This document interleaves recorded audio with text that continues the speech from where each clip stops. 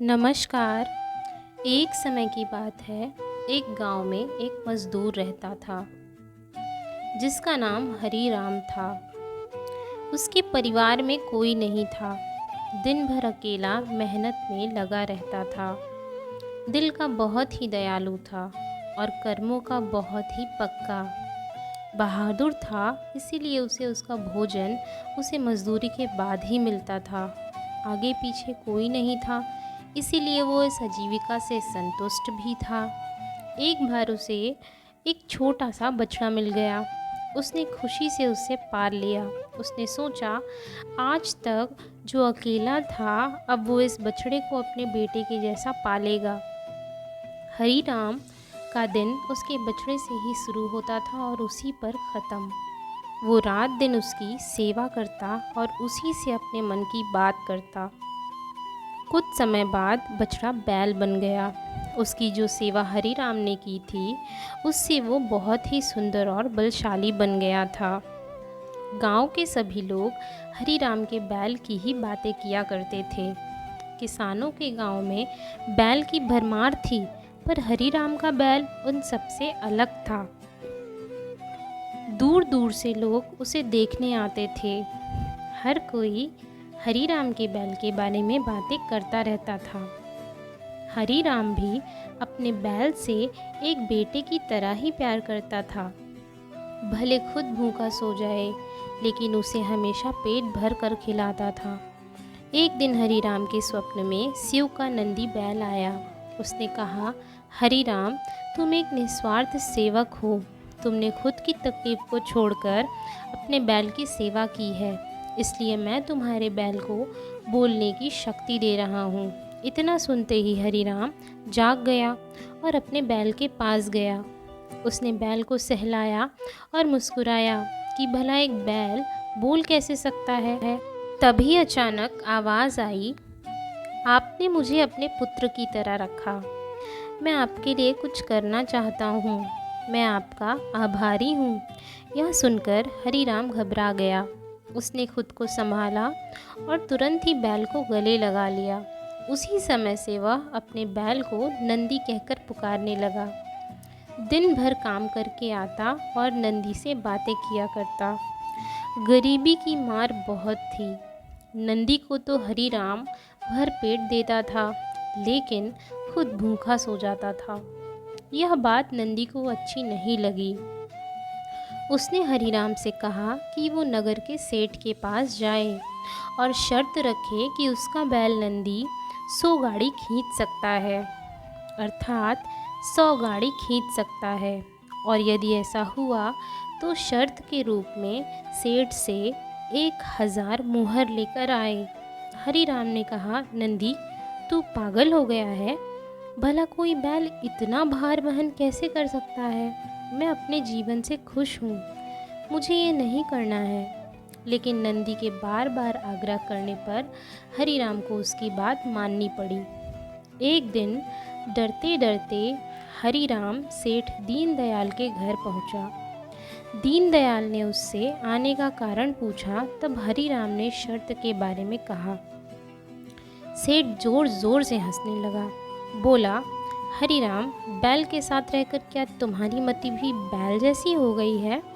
अगर शर्त हार गए तो 1000 मुहर के लिए तुम्हें अपनी झोपड़ी तक बेचनी पड़ेगी। यह सुनकर हरीराम और अधिक डर गया, लेकिन मुंह से निकली बात पर मुकर भी तो नहीं सकता था। शर्त का दिन तय किया गया और सेठ दीनदयाल ने पूरे गांव में ढोल पिटवाकर इस प्रतियोगिता के बारे में गांव वालों को खबर कर दी और सभी को अद्भुत नज़ारा देखने के लिए बुलाया। सभी खबर सुनने के बाद हरीराम का मजाक उड़ाने लगे और कहने लगे कि यह शर्त तो हरीराम ही हारेगा। यह सब सुनकर हरीराम को और अधिक डर लगने लगा और उसने नंदी से घृणा होने लगी। वो उसे कोसने लगा और बार बार दोष देने लगा और कहने लगा, मैंने इस बैल को पाल लिया, मेरी अच्छी भली कट रही थी, इसके कारण सर की छत से भी जाऊंगा और लोगों की थू थू होगी वो अलग। अब हरीराम को नंदी बिल्कुल भी रास नहीं आ रहा था। वह दिन आ गया जिस दिन प्रतियोगिता होनी थी। 100 माल से भरी गाड़ियाँ नंदी को लाया गया। हरीराम बैठा था। सभी गांव वाले यह नज़ारा देखकर हंस रहे थे और हरीराम को बुला भला कह रहे थे। हरीराम ने नंदी से कहा, देख, तेरे कारण मुझे कितना कुछ सहना पड़ रहा है, इतना कुछ सुनना पड़ रहा है। मैंने तुझे बेटे के जैसा पाला था और तूने मुझे सड़क पर लाने का काम किया। हरीराम के ऐसे घृणित शब्दों के कारण नंदी को गुस्सा आ गया और उसने ठान ली कि वो एक कदम भी आगे नहीं बढ़ाएगा। और इस तरह हरीराम शर्त हार गया। सभी ने उसका मजाक उड़ाया और उसे अपनी झोपड़ी सेठ को देनी पड़ी। अब हरीराम नंदी के साथ मंदिर के बाहर पड़ा हुआ था और नंदी के सामने रो रो कर उसे कोस रहा था। उसकी बातें सुन नंदी को सहा नहीं गया और उसने कहा, बाबा हरीराम, यह सब तुम्हारे कारण हुआ है। यह सुन हरीराम चौंक गया और उसने गुस्से में पूछा कि मैंने क्या किया है? तुमने भांग खा रखी है क्या? तब नंदी ने कहा, तुम्हारे प्रेम के बोल के कारण ही भगवान ने मुझे बोलने की शक्ति दी और मैंने तुम्हारे लिए यह सब करने की सोची, लेकिन तुम उल्टा मुझे ही कोसने लगे और मुझे भला बुरा कहने लगे।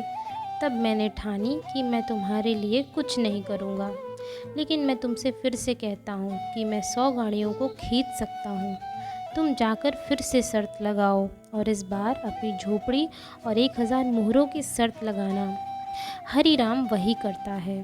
शर्त के अनुसार 100 गाड़ियाँ तैयार की जाती हैं और फिर से उस पर हरीराम बैठता है और प्यार से सहलाता है, उसे गाड़ियाँ खींचने के लिए कहता है। और इस बार नंदी यह कर दिखाता है जिसे देखकर सब स्तब्ध रह जाते हैं, सब आश्चर्यचकित रह जाते हैं और हरीराम शर्त जीत जाता है।